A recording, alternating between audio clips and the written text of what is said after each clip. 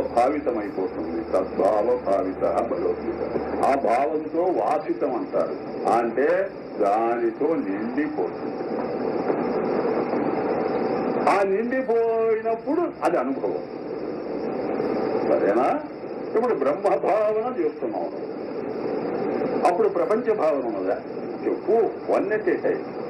అప్పుడు జీవభావన ఉన్నదా? అప్పుడు ఈశ్వర భావన ఉన్నదా? ఆత్మభావన ఉన్నదా? అప్పుడు నువ్వు ముక్తుడిగా కాదు. ఎందుకు నీవు సంకోచిస్తావు? ఆ మాట గట్టిగా అనుకోరాగా. ఇంకా భగవత్పాదుడైనా కొంచెం సంకోచిస్తాడేమో అని నాకు అనుమానం. గౌరపాదాచార్యులు జరా మరణ నిర్ముక్త సర్వే భావ స్వభావతః జరామరణ భావేన చ్యవంతి తన్మనీషయా. ఈ బంగారం లాంటి శ్లోకం ఎప్పుడు